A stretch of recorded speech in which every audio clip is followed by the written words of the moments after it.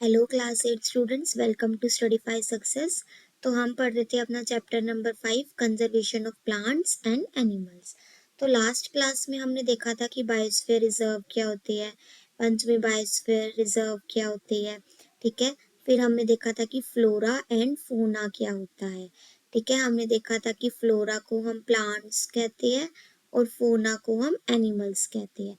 तो यहाँ तक हमने लास्ट क्लास में अपना चैप्टर कवर किया था।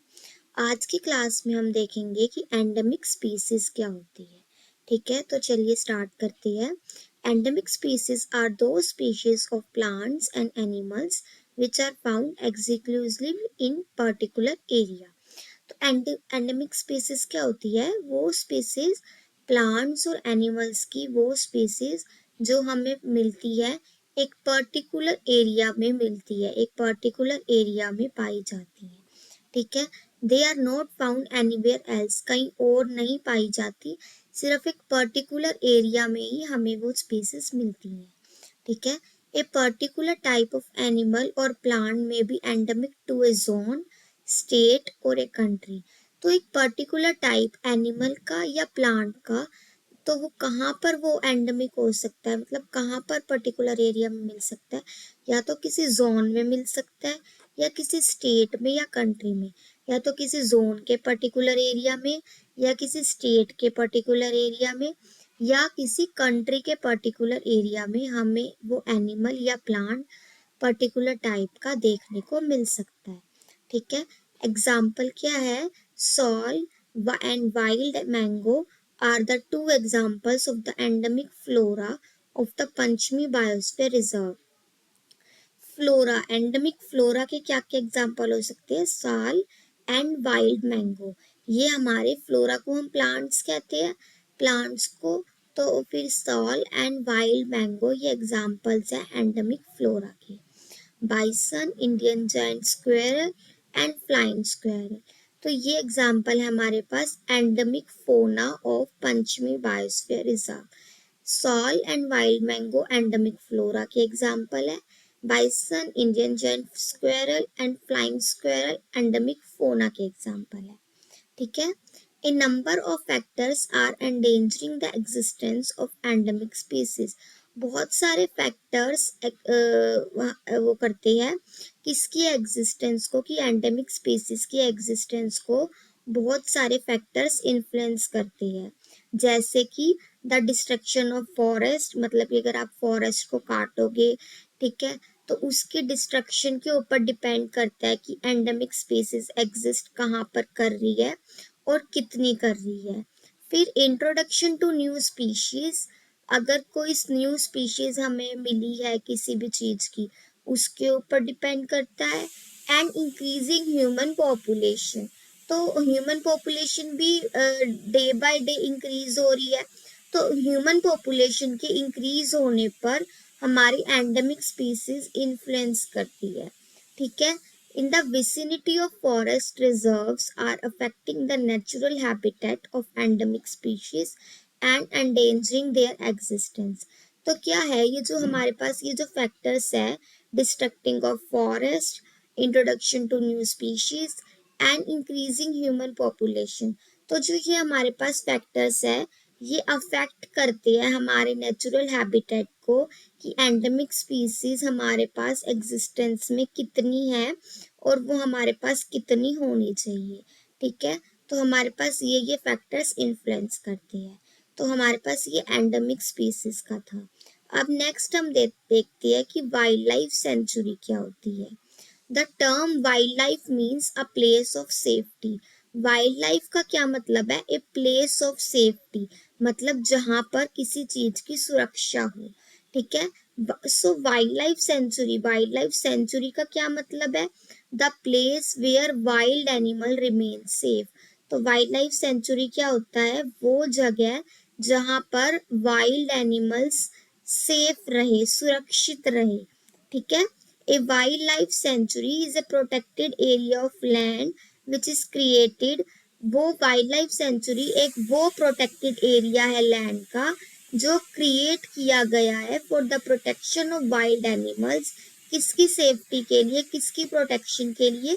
वाइल्ड एनिमल्स की प्रोटेक्शन के लिए वो एरिया क्रिएट किया गया है हमारे नेचुरल एनवायरनमेंट में, जैसे कि forest in which no hunting is permitted, मतलब वहां पर कोई भी हंटिंग नहीं हो सकती, उस एरिया के अंदर कोई भी हंटिंग नहीं हो सकती, किसी भी वाइल्ड एनिमल्स का शिकार नहीं किया जा सकता, किसी को मारा नहीं जा सकता, ठीक है।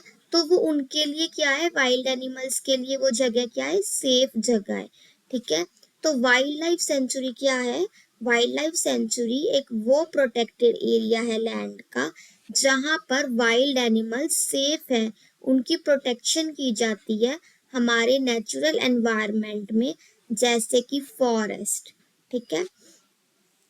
Wildlife sanctuary like reserve forest provide protection and suitable living condition to wild animals. तो क्या है, जो वाइल्ड एनिमल्स है वो एक रिजर्व फॉरेस्ट है, मतलब रिजर्व है, वो कहीं किसी और चीज के लिए यूज नहीं किए जा सकते, वो रिजर्व करे हुए है टू प्रोवाइड प्रोटेक्शन, किसके लिए, वाइल्ड एनिमल्स की सेफ्टी के लिए और उनको एक अच्छी लिविंग कंडीशंस देने के लिए, ठीक है। People living in wildlife sanctuaries are allowed to do certain activities such as gazing by their livestock, collecting medicinal plants, firewood, etc.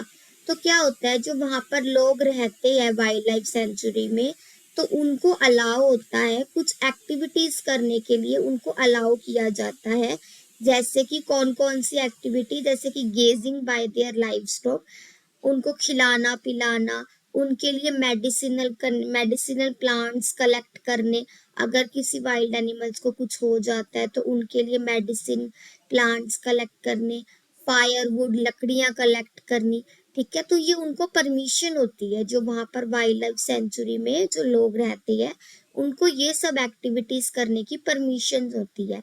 क्यों, क्योंकि वहां पर कुछ लोग रखे जाते हैं ताकि वाइल्ड एनिमल्स को कोई दिक्कत ना हो और उनकी देखभाल करने के लिए, उनकी सेफ्टी के लिए उनको रखा जाता है, ठीक है।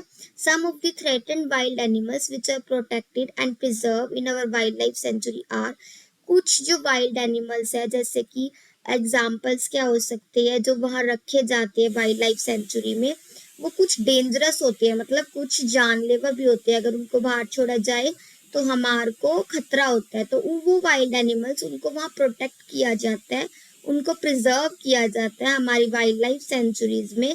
तो वो क्या एग्जाम्पल हो सकते हैं वाइल्ड एनिमल्स के, जैसे कि blackbuck, white eyed buck, elephant, golden cat, pink headed duck, gharial, marsh crocodile, python, rhinoceros. तो इन सब एनिमल्स को, वाइल्ड एनिमल्स को वहां पर प्रिजर्व किया गया है, वहां पर प्रोटेक्ट किया गया है, क्योंकि ये कुछ डेंजरस होते हैं हमारे ह्यूमन बींग्स के लिए, ठीक है। Indian sanctuaries have unique landscapes, broad level forest, mountain forest, bushlands in deltas of big rivers. जो हमारी इंडियन सेंचुरीज है वहां पर यूनिक लैंडस्केप्स है, ब्रॉड लेवल फॉरेस्ट है, बड़े बड़े घने घने जंगल है, माउंटेन फॉरेस्ट है, बश लैंड्स है, बिग रिवर्स के आसपास, ठीक है। It is a pity that even protected forest are not safe. ये बहुत दुख भरी बात है कि हमारे जो प्रोटेक्टेड फॉरेस्ट है वो सेफ नहीं है, क्योंकि जो वहाँ पीपल रहते हैं, जहाँ वहाँ ह्यूमन बींग्स रहते हैं नेबरहुड में आसपास, वो उनको क्या कर रहे हैं, डिस्ट्रॉय कर रहे हैं, ठीक है, उनको अप्रोच करके उनके ऊपर उनको खत्म करने की कोशिश कर रही है। मतलब ये बहुत दुख भरी बात है कि जो पीपल वहाँ आस पास एरिया में रह रहे हैं, उस प्रोटेक्टेड एरियाज वो सेफ नहीं है, क्योंकि उनको धीरे धीरे धीरे धीरे खत्म किया जा रहा है, ठीक है। नेक्स्ट आते हैं हमारे पास difference between wild life sanctuary and zoo. क्या क्या डिफरेंस हो सकती है वाइल्ड लाइफ सेंचुरी और जू के अंदर। In a wild life sanctuary the wild animals and birds live in their natural habitat in their forest. तो वाइल्ड लाइफ सेंचुरी क्या है, वाइल्ड लाइफ सेंचुरी है जहां पर वाइल्ड एनिमल्स और बर्ड्स रहते हैं नेचुरल हैबिटेट में फॉरेस्ट के अंदर, ठीक है। इन द जू में क्या होता है, wild animals and birds live in artificial setting such as cages and enclosures. तो जू में क्या होता है, आपने देखा होगा कि वाइल्ड एनिमल्स और बर्ड्स को क्या किया जाता है, आर्टिफिशियली सेटिंग्स के थ्रू, जैसे केज के अंदर बंद किया होगा या कुछ बड़ा सा एनक्लोजर कर दिया होगा तो वहां पर जू बनाकर उनको रखा जाता है। ठीक है, वाइल्ड लाइफ सेंचुरी एक नेचुरल हैबिटेट है फॉरेस्ट की, मतलब उनको खुला रखती है। जू में क्या होता है, केज बनाए होते हैं, पिंजरे बनाए होते हैं जिनके अंदर वो रखे जाते हैं। A wildlife sanctuary contain wild animals and birds found locally. Wild life sanctuary क्या है, वो है जहाँ पर वाइल्ड एनिमल्स और बर्ड्स लोकली पाए जाते हैं, मतलब आसपास के इलाकों में जो पाए जाते हैं वो वहाँ रखे जाते हैं। जू contain wild animals and birds brought from the different parts of the country and from various other countries of the world.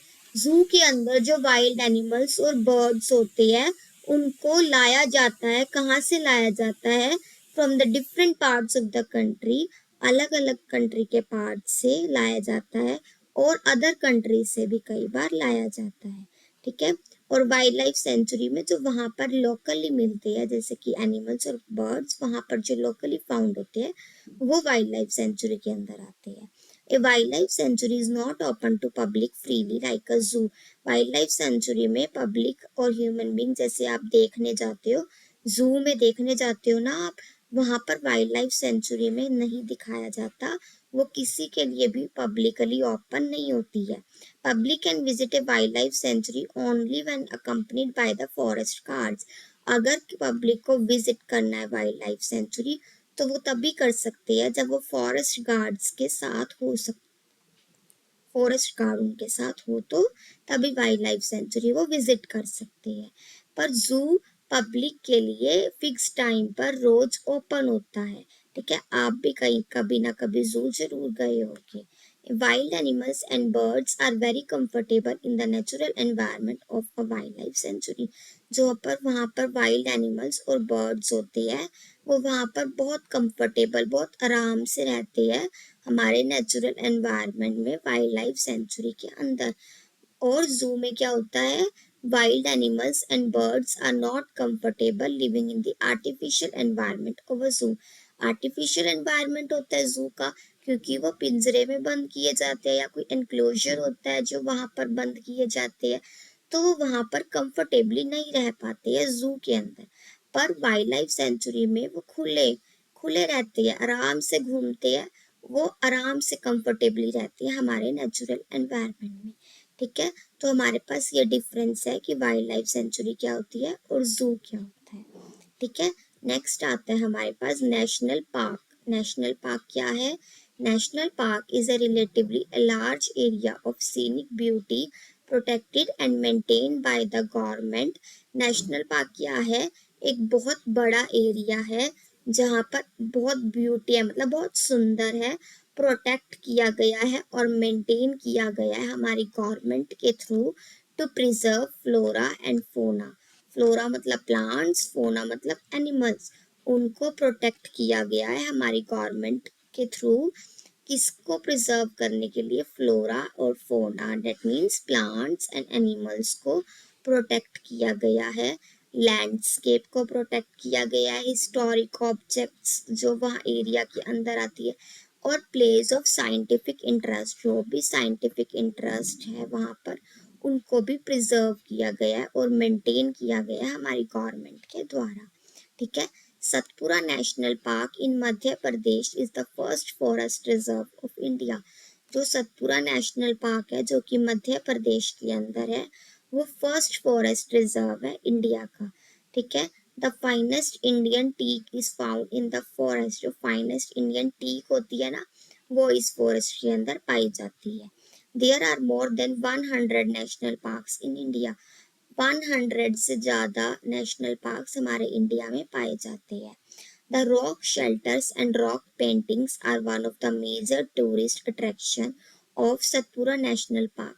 जो वहाँ पर रॉक शेल्टर्स है, जो पत्थर के द्वारा बनाए गए हैं वो शेल्टर्स, और रॉक पेंटिंग मतलब जो पत्थर के ऊपर पेंटिंग्स की गई हैं, वो सतपुरा नेशनल पार्क के अंदर एक बहुत सुंदर है, जिसकी वजह से टूरिस्ट जो होते हैं, जो बाहर से घूमने आते हैं सतपुरा नेशनल पार्क के अंदर, वो एक अट्रैक्शन है, मतलब उसके उसके ऊपर नजर जाती है, वो मेजर टूरिस्ट अट्रैक्शन बना हुआ है। Tiger is one of the many wildlife species which are slowly disappearing from our forest. तो टाइगर धीरे धीरे हमारे फॉरेस्ट से गायब हो रही है, डिसअपियर हो रही है, खत्म होते जा रही है. There is a Satpura tiger reserve in the Satpura national park which is a part of Project tiger.